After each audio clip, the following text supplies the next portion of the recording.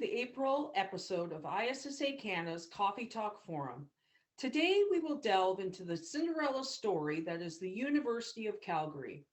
As the winner of the ISSA Canada Environmental Stewardship Award, I have heard the wonderful story of how the university turned a zero cleaning program into a true hero. Not only does the custodial team receive constant training and engagement opportunities, the university has also developed clearly outlined cleaning protocols which not only cover infection control and prevention practices, but also demonstrate a clear vision to become a zero waste leader among post-secondary institutions across Canada. Joining us today to discuss how the University of Calgary advanced clean within its facility is the university's Caretaking Director, Michael Love. Prior to joining the university, Michael worked in the healthcare sector for 24 years in various roles, most recently in the capacity of Strategic Contract Manager of EMS Air, Ground, and Dispatch, and Linen and Environmental Contract Director for the province of Alberta. With a proven track record of solving complex problems while providing a vision with a roadmap to repackage procedures in a sustainable and cost-effective way, Michael has had his work cut out for him when he came to the University of Calgary in 2014. As a change agent, database expert, programmer, system analyst, coach, mentor, and complex problem solver, he has applied his expertise in various departments and has truly helped set a course forward for the University of Calgary. Today, Michael is going to tell the tale of how the university went from zero to hero. So on that note, welcome, Michael.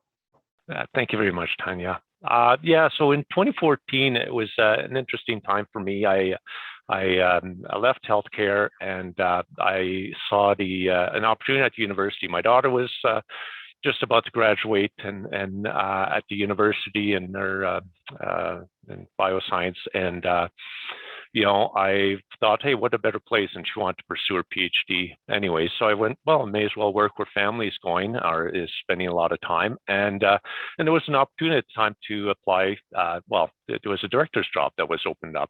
And so I applied for it, and Stephen Gasser interviewed me. I see Stephen's online here. And Stephen and it was interesting because he basically pulled me aside when he was going to make me the offer. And he says, you need to know what's going on. And he says, we have, some serious concerns with the operation right now. And there's a lot of work to do. And, it's going to be, before I offer you this, you need to understand this is it's going to be a hill to overcome. So he basically put a path of saying, yeah, this is going to be difficult. And also, by the way, I'd like to get SIMS-GB. I saw this SIMS-GB thing on ISSA, and I'd like to get it. And to be quite honest, I had not really a real concept of what the SIMS-GB was at the time. I had participated in ISSA events and so forth, but I didn't know SIMS-GB really existed. So obviously, I got the job. I went in, I started looking at the SIMS-GB, and then I started looking at what was going on in the operation. And to be quite honest, we had some, it was interesting. There was not a lot of good things happening. The staff were hired.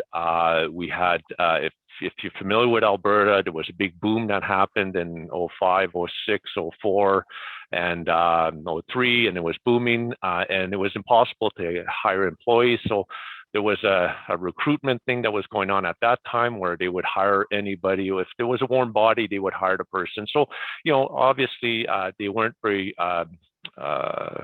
concerned, or they were concerned, but they couldn't get it any other way. But they were hiring people that didn't have a lot of English language. And so, training or writing in English or reading in English. So, it was quite interesting on that fact that we had people that, they would have to be verbally told what to do.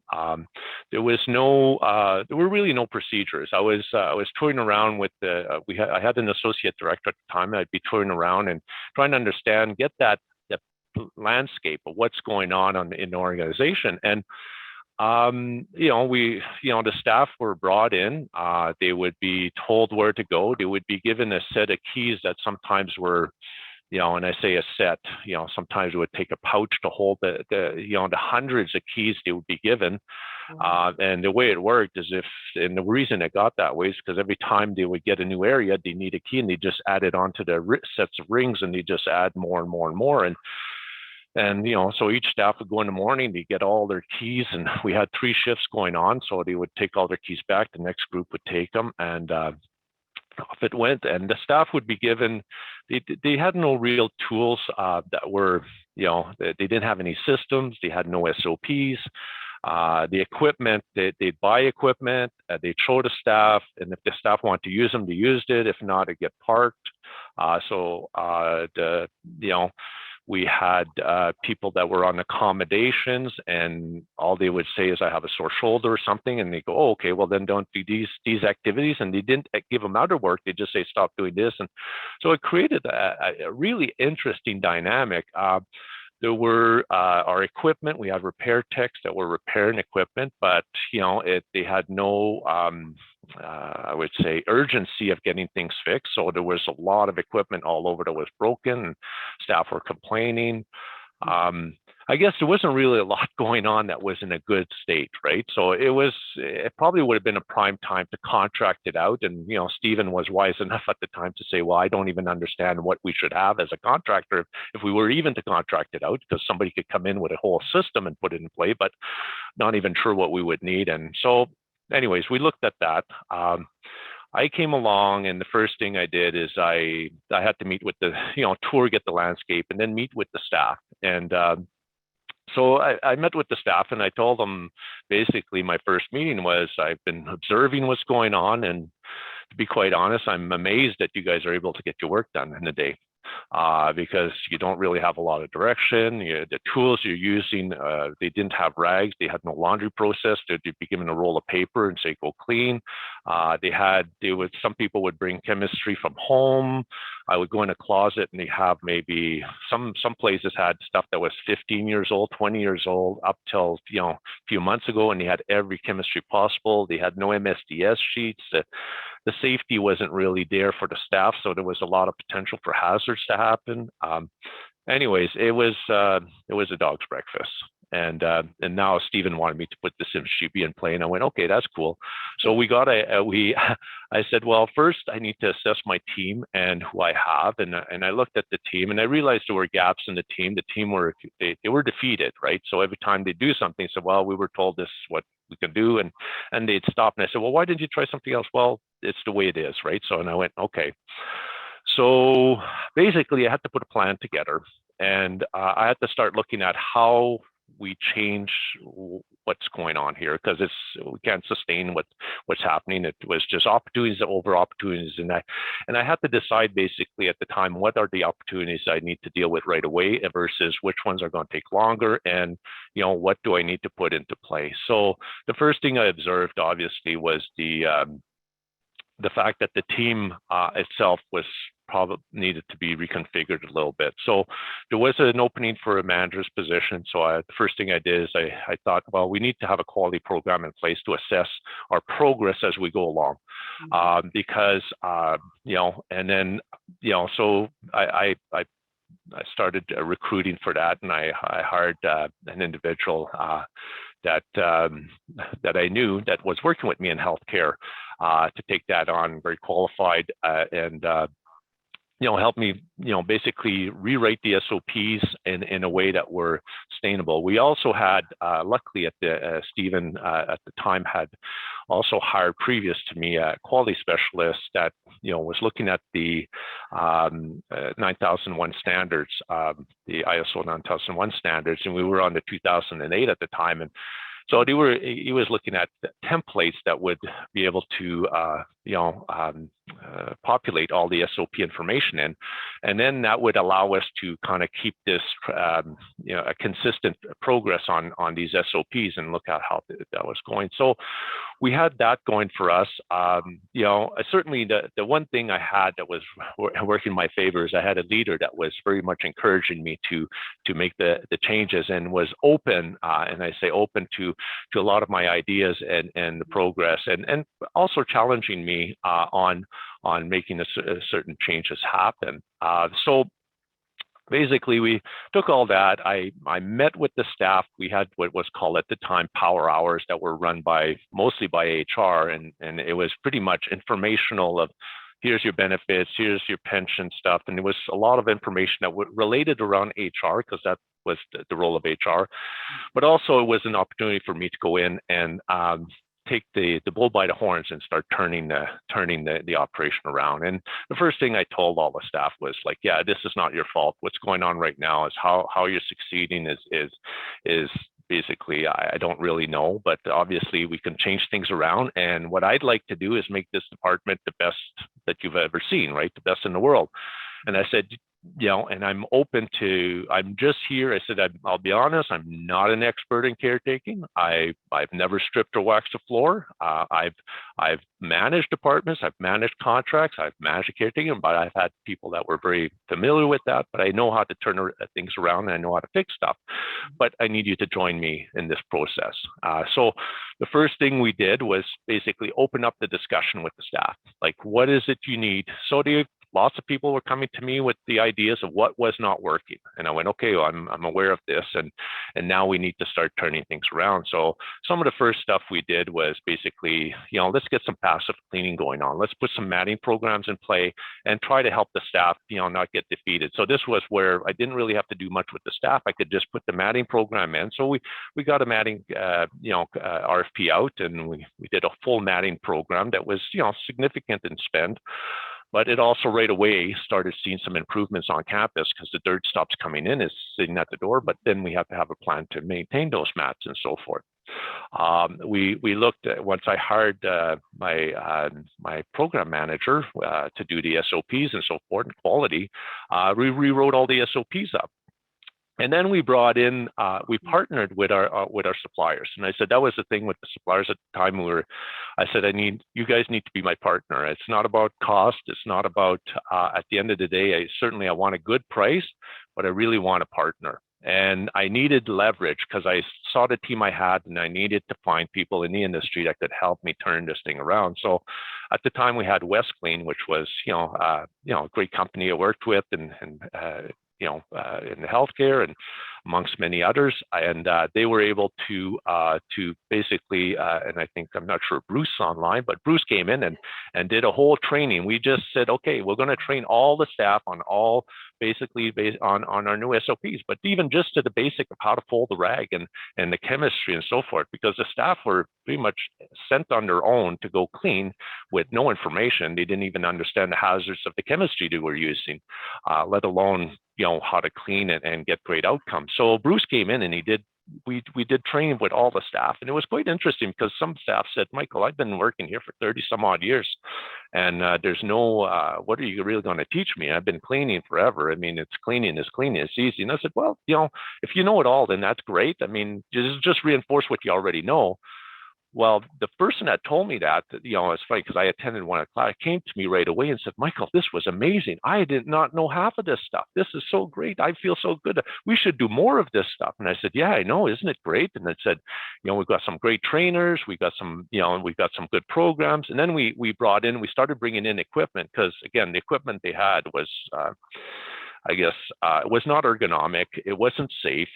It didn't have a lot of things I was looking for in a system. So we did spend a significant amount of money and got the right carts. And the carts were set up in a way, we basically broke out our cleaning. Instead of somebody doing everything, we broke it out into specialists. And the specialists that we used, basically, I said, okay, well, we have the washrooms, the change rooms, the shower rooms, everywhere where, there's probably a higher likely of having bacteria in other places where infection can happen. So let's clean that with one team. And then we looked at we created another team that was the red team. Then we did the yellow specialist, which was all the student related areas. So the classrooms, the research areas, the libraries, and so forth, auditoriums. And then we created tools and equipment, and we had SOPs for the yellow team. And then we have the blue, which was the staff related area. So, the offices, the conference rooms, meeting rooms, lunch rooms where the staff would meet. And again, that was a different complexity. So we want to make sure they had the tools that were associated with that. So we didn't have a cart with thousands of tools or a cart with all the wrong tools because, and then we went to, we added the green team, which was all the public areas. So those running the auto scrubbers, the burnishers, all the other types of equipment that is more, the waste pickup and so forth. So we created the SOPs around that. And then same time, I looked and said everybody was stripping and waxing floors and across the campus during the summer. And the work was, because they hadn't been trained to do proper procedures, there wasn't any quality control in place. It was difficult to get consistent great outcomes. Certainly, some staff were very astute and they knew what they were doing, but others were, it was splashing onto the walls, onto furniture, equipment, and when they were stripping. So we decided to, as I fed back within my team, decided to get a project team together. And the project team would be, we call them the SWAT team kind of thing, because they go in and they would be specialized. And we do a lot of extra training for those people, but training in their specific specialty. Instead of training on how to clean a washroom, they would be trained on how to use certain equipment in a safe way, how to do high altitude cleaning, how to do proper stripping and waxing, how to deal with problems that are more difficult to handle. And then what chemistries to use, so we can train them in that. We also partnered, with a chemistry company, more at the time, and as we assessed everything we were doing, we really looked at, what chemistries we need, and we did it, because I had all the different chemicals. The first thing was to clean all that up, obviously, and get rid of all the old equipment, and basically, start fresh with new training. And then once that was happening, obviously we started looking at our chemistry, and we started limiting the amount of chemistry we were using and simplifying our program. Mm-hmm. There was a lot of resistance. I'm not going to argue. I mean, people were used to a certain thing. It worked for them because they understood how to use it. But at the same time, it wasn't a solution for all problems, right? So we started looking for something that was more generic that could help everybody. And, obviously through, by getting a lot of training for the staff, they were able to start understanding how to use the chemistry to get the best outcomes. We introduced obviously microfiber pads. Everything we were looking for had to be ergonomic. It had to have great outcomes, and it had to be simple, right? So these were our mandatory things. But that works great. I mean, you put a system in place, and there's a lot of people in the industry, and I'm sure most of you, in the industry understand you can put that into play, and it may not work. And the reason why is you have to get the buy-in from the staff, right? The first thing is, and so that engagement with the staff, when we started doing a lot of these sessions, we were getting feedback. We'd put a problem up and we say, tell us how we can solve this. What do you think? Like, where are your issues arising from? And so we started hearing, I mean, obviously the carts needed to be adjusted. Some have said, yeah, but I have these problems. I don't have all the tools. I need this one. Okay, well, we can adjust this cart and put that. Or there could be some we started explaining cross-contamination, infection control, and all that, which the staff had not had any training. They started, well, because they were in doing it, they would point 2 + 2 together and say, geez, that's, it makes sense. So then they started asking more questions, and they started building on the programs. And then there was a feeling they were getting a lot more engaged. So, interesting enough, we had an engagement survey that went out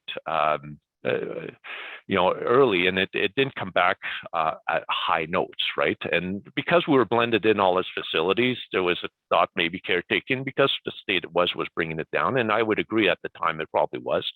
We also had a what's called core audit in Alberta, and I'm not sure, certificate of recognition. And safety, and it tells you, where your safety, and there's different components, like a SIMS-GB, but it's all for safety. And they review a whole bunch of things. They interview staff, they look at procedures, they look at SOPs, they look at how you deal with incidents, they try to understand how you educate your staff in avoiding and so forth. And, the first year, it wasn't that high either in the first few years. We were just new, and again, we were blended in with facilities, the whole facilities, and the idea was we were possibly even bringing the team down, or not certainly helping. So I asked Stephen at the time, I said, can we just get that separated? Could we be separated? Because at least, it's going to give me a baseline where we are today. And then if it's improving, I didn't know if we could, I knew we could improve it. I just didn't know how much. Well, when we went around on the second round of this, we hit the highest marks pretty much in the university. We hit 98% in our core audit, which was spectacular, and they even said we won't even have to audit you again for another few years because, you did so great. And the same with the engagement. When we did the engagement, they were like, oh my God, your engagement is higher than HR's engagement. It's higher than a whole bunch of departments. We were right up there at the top in the engagement process. Even the union commented and sent emails to labor relations, said, this is amazing what Michael's doing. He's engaging the staff. Nobody's done this before in this way. And they did say to calm down because that might not last, but it was it was good signs, right? So I knew we were on track. And we were also doing a lot of training for our management team because there was cultural differences. I mean, caretaking is pretty much a lot of immigrants come into caretaking, obviously because of language barriers and so forth. But there were some cultural differences within the teams, and the teams were not gelling. And an example of this, and I'm sad to say, but we had one of our employees passed away in the first year I was there, passed away at home, and he didn't show up to work. HR does this, calls the police. They send him home and sent the police to his house, and the guy had passed away. And so, I'm shocked. I go, this is the night staff, and I better come in on the nights, like the next night, and tell all the staff that one of their colleagues had passed away. And, I got a picture from our that we had for the individual, and I told I went in, met with the 15 20 people that were in his team and said, well, so and so passed away. And they said, well, who's that? And they didn't know his name. And that told me a lot of the culture that was going on at the time. And then I put a picture up, and people looked at, oh yeah, I worked with him. And that was it, right? One employee said, yeah, I think the guy had cancer. And he said he didn't really have any family. And so there was one person that knew it. Well, a year or so later, we had somebody else that passed away, unfortunately, on the holidays and came back. And I think over 100 and some odd people went to his funeral, and the family were overwhelmed. So we turned the culture from, I don't really care about my colleagues to we are now a team. We work together. We appreciate each other. We get to learn about each other. So we did a lot of, we brought in the team, all the leaders went for cultural sensitivity training to understand the different cultures. We did conflict management because we had conflicts that were going on. We did, basically a lot of leadership training to understand how to lead groups and understand.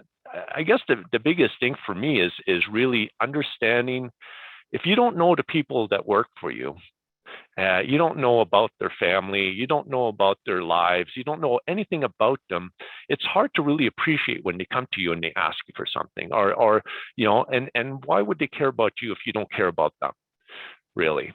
So, I told my team, if you don't know the people that work for you, then you're failing. It doesn't matter everything else you put in play. You could put all the equipment, you could put everything in play, but if you don't really know the people that are working for you and they don't know about you, it's going to fall apart. We need to create a culture that we care about our employees and need to understand we do care about them a lot. And the staff were starting to show that they cared about us and they wanted to see the success of the department and so forth. And we went, this is great. So the minute you start getting this momentum moving, staff were starting to come up with ideas. We were starting to challenge them, said, okay, well, why don't you try that? Well, how about this work? And then they would share with the team. And slowly we started seeing a culture change happening. So yeah, it's been an interesting journey for sure. So, How go long ahead. did this whole process take, Michael? Well, the initial getting, I guess, the rock moving took about, we went from 0 to Sims GB with honors within 2 years. And that was basically putting a system in play. Our culture had not fully changed at that time. And it takes, years to change the culture, but we had this system in place and we could be audited. We had the SOPs. people were trained for the SOPs. We had safety programs. People were trained for the safety program. All the components in there were starting to be. We had changed how we were recruiting people and so forth. I mean, the first year I was there, I think we're spending close to $1 million on contractors to support us with labor. We didn't even have a recruitment process that was working. So I needed to fix that. There was a lot of problems to fix. Yeah. And I was very lucky because, again, my Stephen, was there to support me along the way and find some funding and find some support. But I also had the team behind me that I was building, come along and buy into the vision I had, and at the end of the day, I mean, you could push and it was really a culture where we're going to go into this as a team, and whatever happens to the team. Whatever success we get, doesn't matter who does it, it comes out as a team. And there was no, and when I say the team, it wasn't just the management team, it was the suppliers, the vendors, the distributors, everybody who participates in this program is basically successful. And the minute you start moving something along and you start painting a future picture and how that if you help me, this is how I'm going to talk about you and how I'm going to support you. And I wouldn't say support, but I guess it is in some ways, but more about how you could share the winnings with them, right? So you win, you lose. So, and people would start getting on board. HR started getting on board, labor relation getting on board. The union was kind of starting to buy into some of our ideas of how we're changing things along.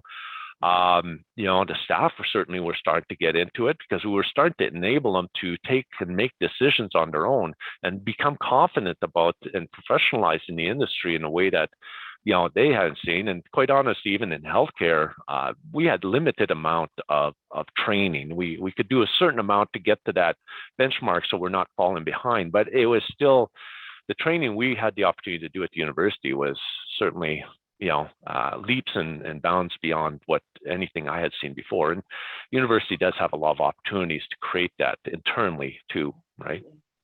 Well, I know the University of Calgary has invested a lot in ISSA cleaning programs, whether it be the Cleaning Management Institute, CMI, GBAC, all of that. Do you find that you provided that training to your staff? Would you say that kind of training engages them even further and makes them buy into the program? Well, what that stuff does is, there's been a lot of time spent on putting these programs together, clearly. And there's no point reinventing your own program. It's right there. It's in front of you. And, it's a very solid program. It does help professionalize. And when pandemic came, I mean, this was just prime time to say, we have best trained people. They understand infection control, all that. And then it goes right in.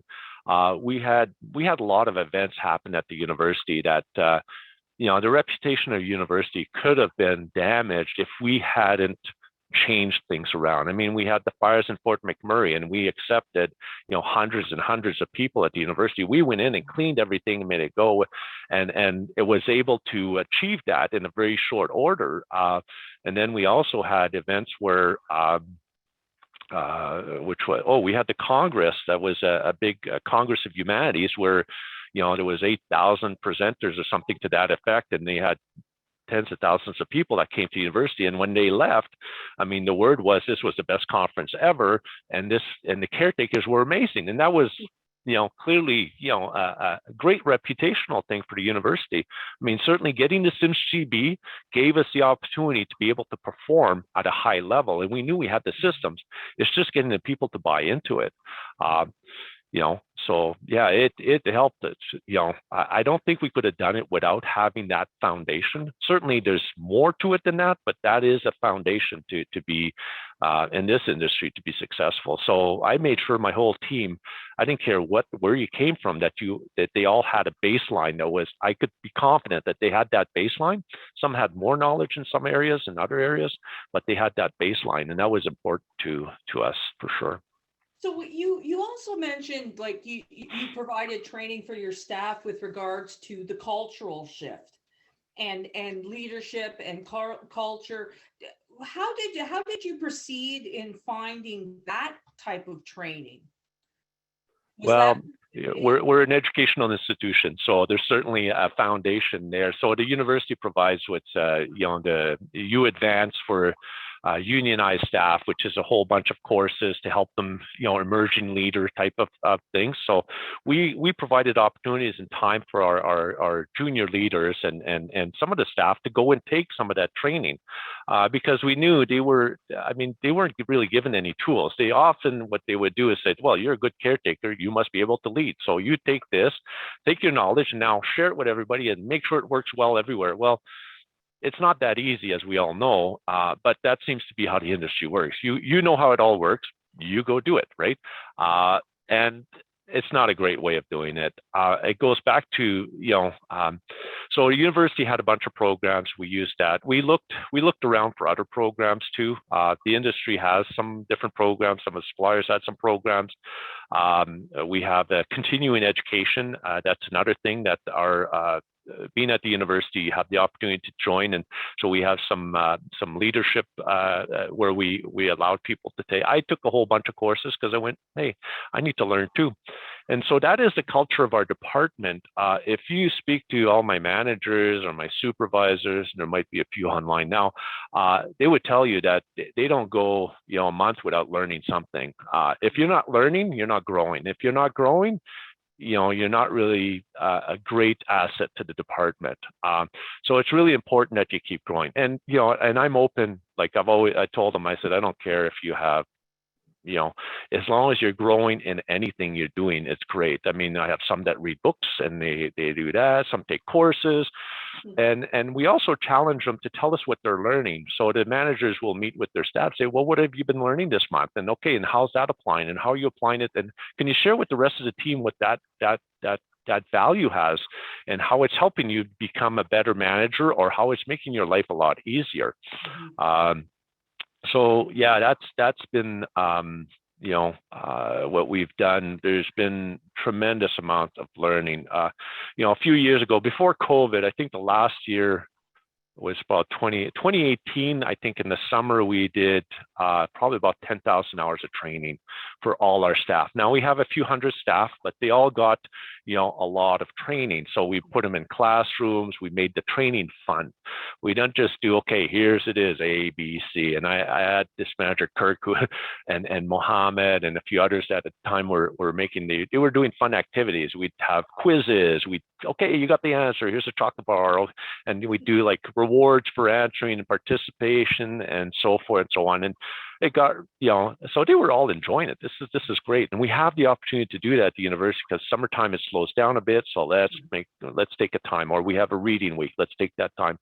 So, it was crucial to do that. And then the staff felt engaged. They felt knowledgeable. They felt confident. I mean, we got PhD students. We got obviously a lot of professors that are deep research and stuff. When they're challenged against those people, I mean, it's hard, right? So, but then they feel confident. No, I know what I'm doing. I know I'm doing it right. So, you could tell me, but I know I'm doing it right, and they're not being thrown off course, I guess, right? So it helps a lot for people to know, and then it gives them. I told them it gives them opportunities to go elsewhere in the industry and grow. We've given opportunities to all our staff to grow. And there's, if a lot of our people came from caretakers and have moved up into supervisor or have moved up into management roles and are very, very successful right now. And it wasn't because they were great caretakers necessarily, but it's because they had this desire to learn and this desire to participate, and building that confidence when that team is really key to the success we had. I mean, if we didn't create a confidence level with them to learn and then allow them to make some mistakes here and there, and then from those mistakes they learn again, we wouldn't be where we are today. Well, this is in conversations that we've had, it seems to me that you're always looking for ways to raise the bar when it comes to your cleaning programs. So we've talked about the engagement of your staff, but it's not just the staff of yours that you're engaging. You also engage the university professors and the students as well, right? Yeah, we've done some. Well, we do some of that for sure. There's over 40 faculties, and they're all funded separately. So it's very interesting how that works.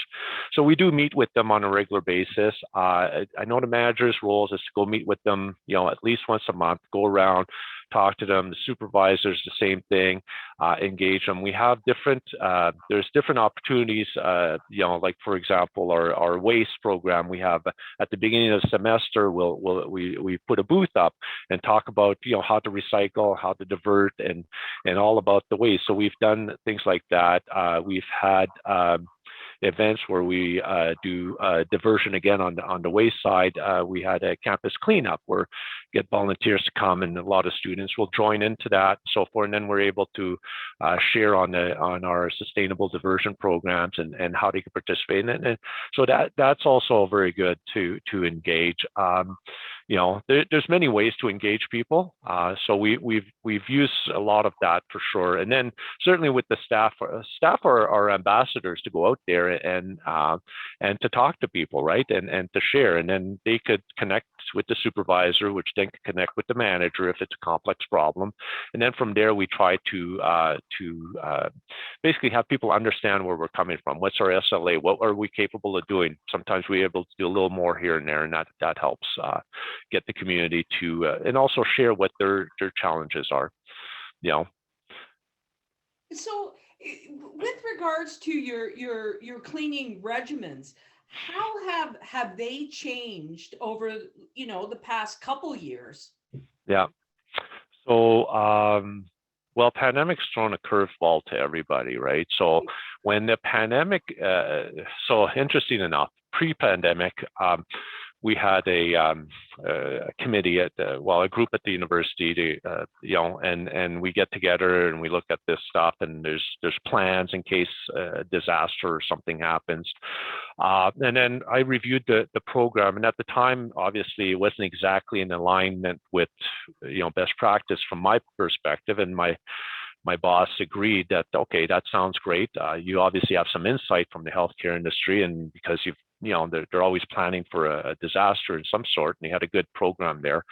So we took some of that and we implemented it, and then we looked at our inventories and how that was working. So I worked with some groups on that and how to help them out, and our suppliers participated in providing some opportunities, created some connections there, which was really good. And then we start hearing about stuff in China, right?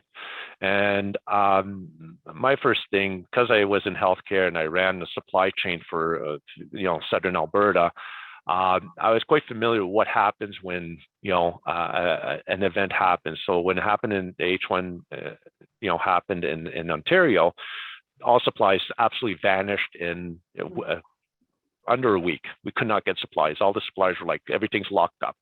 So I went, well, I know that this is likely a chance it might happen. So we can buy some PPE, we can buy some chemistry, we can get all that in line and get it all into play. And then we had a few electrostatic sprayers, but I said, this is going to be a great thing to put into play if the pandemic comes along. We can afford a few. Well, let's buy a few. We'll hedge our bets on this and get a handful in. It's not going to be that significant in terms of spend. So it was a risk I took, which was, a few $1,000s really at the end when you look at the big picture of it. And so we had that into play. And then we said, well, our SOPs were already written because we were doing, every year I'd do a SWOT analysis, and the pandemic kept coming up. And the last year was, a pandemic might happen. So what do we do if that happens, right? So we always looked at when we did a SWOT analysis of management team, we look, okay, so what is it we need to plan? If this happens, what's our plan? If this happens, what's our plan? Are we ready for this, right?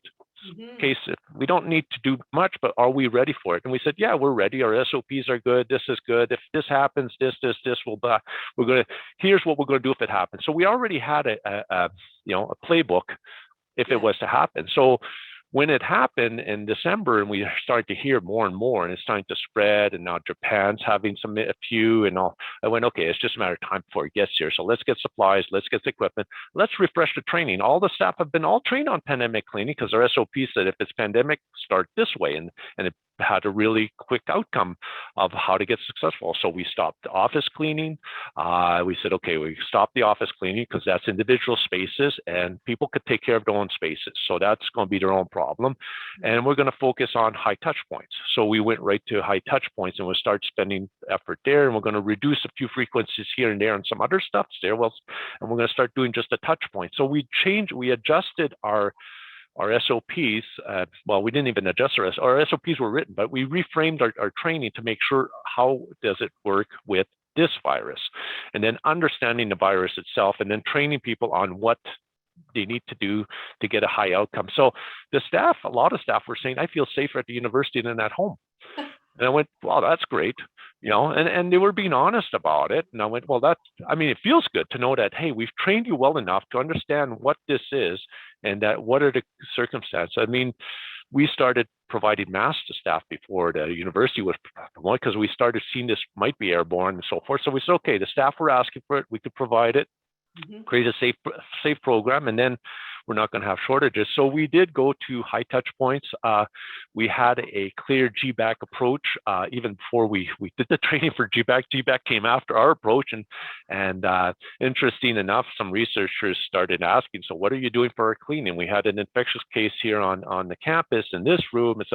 And I remember I said to Mohammed, I said, it's interesting because I don't think the university fully understands what we're capable of and how we approach things. So how about we share with them? And I asked Mohammed at the time, said, share with them our approach. I mean, we go in, we do a full, clean, dirty entry, the gown, the whole 9 yards. We're doing ATP testing surface. If it doesn't meet a certain number, we're redoing it. We're doing a 2-step clean.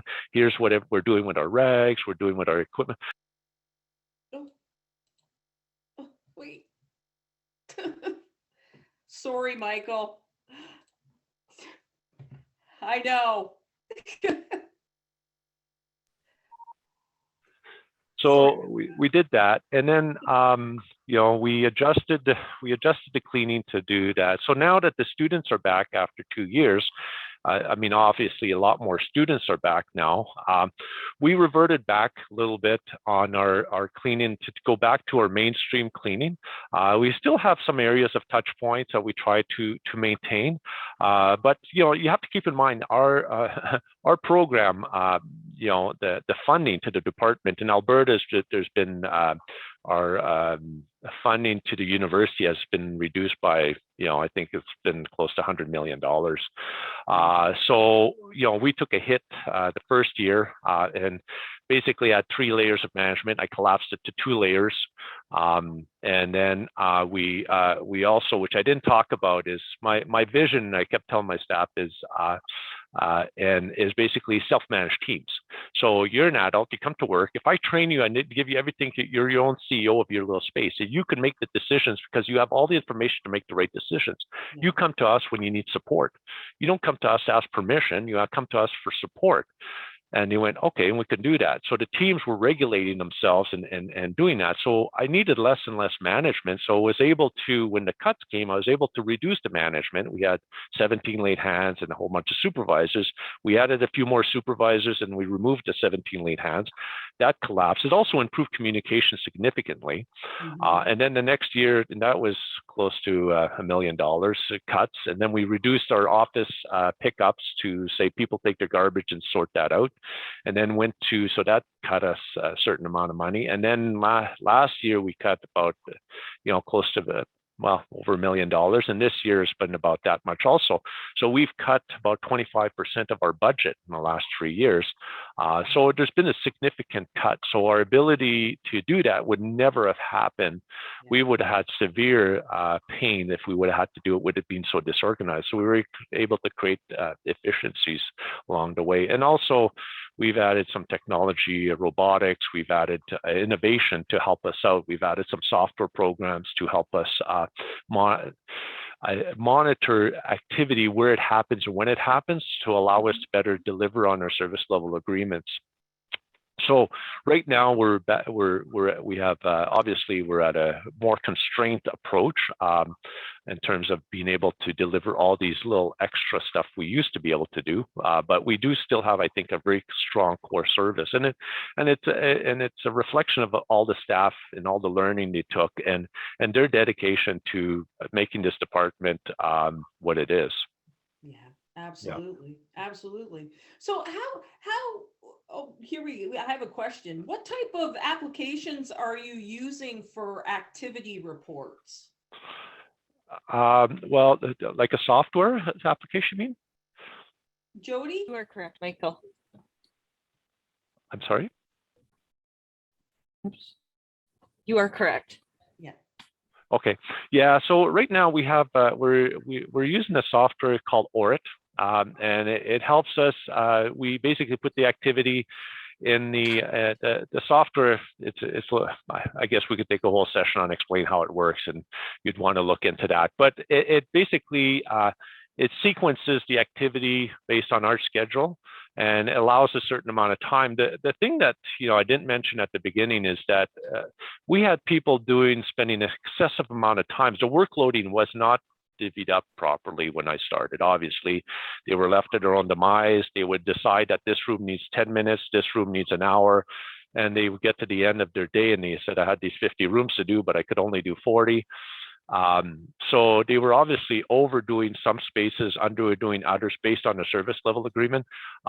We're able to coordinate that and relook at this, through spreadsheets and put times. But now with this software, it allows us to do a lot more in terms of our approach. It also tells us what space have been done and when. So when we get calls from occupants say my office hasn't been cleaned in a year, then we could say, well, actually that's not really the case. It has been cleaned on these frequencies.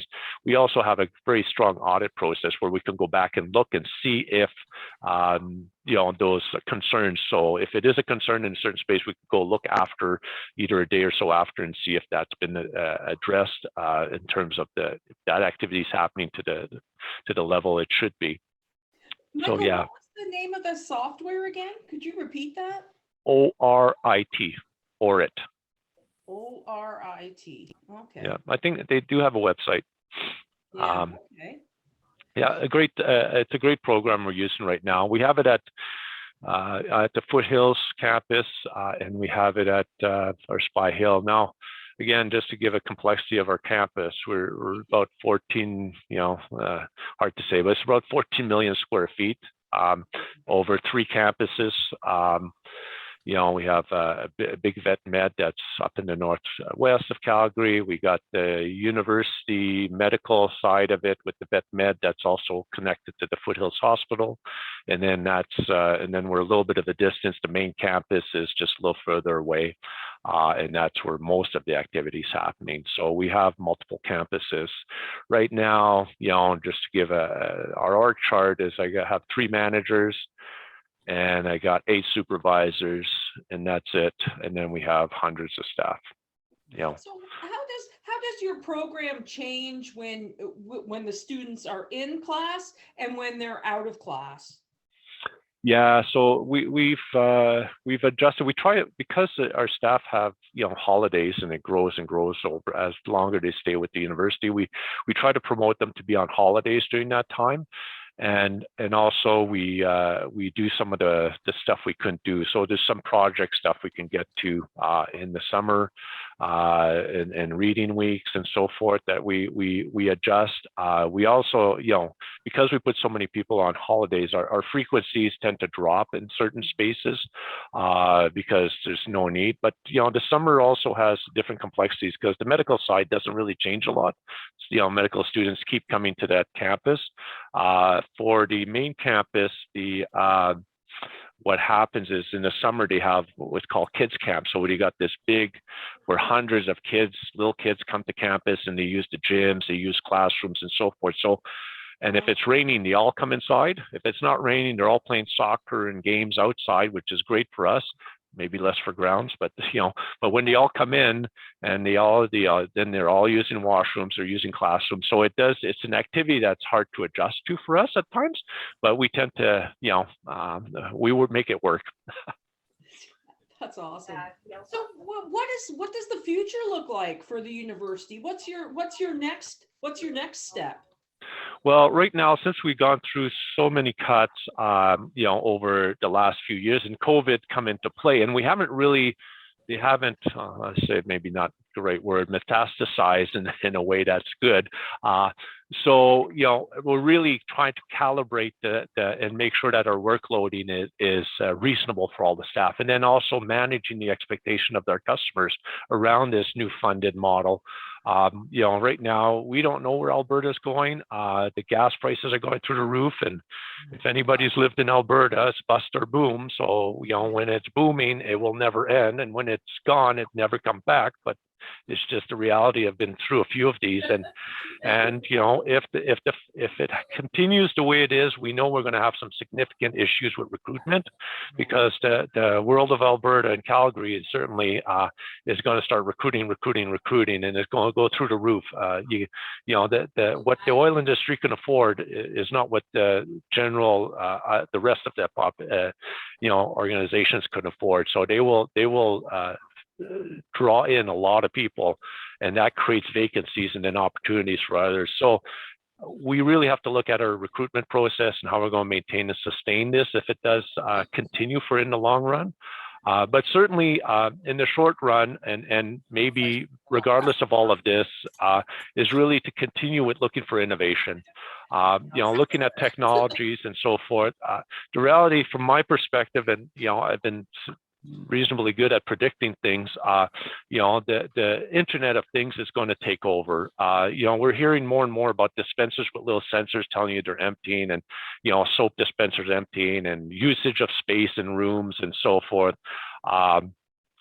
Technology is going to be there. And if you can't be on top of what's happening, and that your team is not slowly buying into new technology, then it's going to be a big leap. And some companies might be put out of business because the next company has been even dabbling in the area just to get their people somewhat familiar with how to use it, and their management team somewhat familiar how to use and understand what it's capable of, and then leverage themselves moving forward. So I see that is where it's happening, the technology side, because the industry has tools, equipment, so forth. That's changing a little bit. Certainly we have about just under a dozen robots.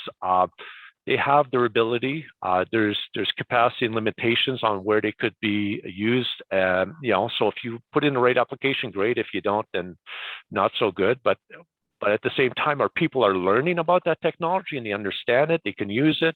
They're learning about software. They have their things. They're starting to use them, and that's helping, because with the minute it changes, we're very quick to adapt. I mean, the culture we have is really a culture of and we need to continue this, is of change management. There was a time, the minute you change, you're basically breaking everything and everybody. Like the first few changes we did I would say they were tough. We had a lot of staff that went, I can't even imagine changing spaces where I clean. That's too complicated for me. I haven't done it. I've worked 20 years in the same building. You ask me to go to another building. And now we're slowly seeing that is less and less of a barrier. And so they're adapting faster. They're starting to use technology more. So keeping that up within our team is really what we need to do, because it's coming faster and faster, this new technology. And the rate of change is happening that, in the past might be a 5-year cycle. Now it's 2 years, 1 year. Now we're even looking into months and some stuff. Who knows where this pandemic's going to run us into, So that's kind of where we're headed. We're looking for innovation in every way to maximize our output, minimize our effort, and basically to give us the most information possible to make right decisions, because the customers they're demanding, right? And they should be, because they want to work on their research, they want to do their other stuff. They don't want to be distracted with garbage overflowing or bad smells, or toilets not clean when they and so forth. So that we need to take away from them. They need to worry about what they do, and that's really our jobs at the end of the day. So we've got a little bit of time left. At this time, I'm going to open the floor to questions. If anybody has any questions, Jody, I believe you had a question.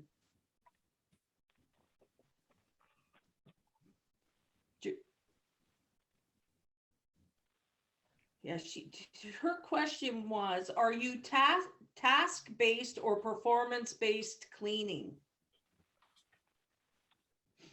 We're more in a performance-based. You know, we have a strong quality program, and we encourage people to be able to deliver on that. You know, so we're really looking. You know, there's always a little bit of both. I mean, you can never be one or the other. So, you know, but we really promote, you know, some input from our staff on why things are not being achieved, and try to get a better understanding. So, yeah. So, Michael, you had mentioned that you do regular SWOT analysis. Yeah. How often do you do that? We do them yearly, and then we would do every 6 months. We just do a review, see if we're off track on anything. We also do pestles, right? So, you know, the external SWOT is internal, a pestle is an external. So the pestles and the SWOT could overlap a little bit on some items. So, you know, I used it a little bit in healthcare, but I you know, because we had such a project management thing, I really need to look at what are we going to focus on? What's our opportunities? Because there's some stuff you want to maintain. You say, hey, we're doing really good. Are we able to maintain this? If we keep adding new things, is this going to fall apart behind us? And you need to keep an eye on what you're doing well, because, you know, you don't want to see that go. So you want to still look future, but and looking back, and then what are you learning along the way? And if you're going to do this, what's the cause here? So there's a lot of, you know, we would do a few days of brainstorming and getting together and just try to disconnect and really have it, you know, have a fun time doing this. So yeah, that's how we that's what we do, and it seems to it drives our performance goals for the year, because we look at that, say, here's the things we should be working on. Well, here's the performance goals. They need to align, right? Otherwise, you're going to focus on, you know, you need to improve quality, and this is one. It's not in your. It's, you know, it needs to all align what you're doing. Yeah. So, does anybody else have any questions? No, I guess not. Well, on that note, is there anything else that you wanted to add? No, thanks for listening. I see that most people stayed, so that's good. Yes, very much. It's a long story. There's lots and lots of stuff I didn't talk about. So if anybody's interested to know a little more, and they have some complex problems, so we could always spend a little time and talk. Maybe we've done something that could help you. So open to that. So again, yeah.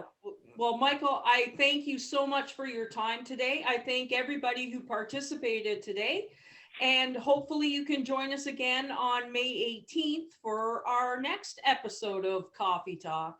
Thank you, everybody. Have a great day. Thanks.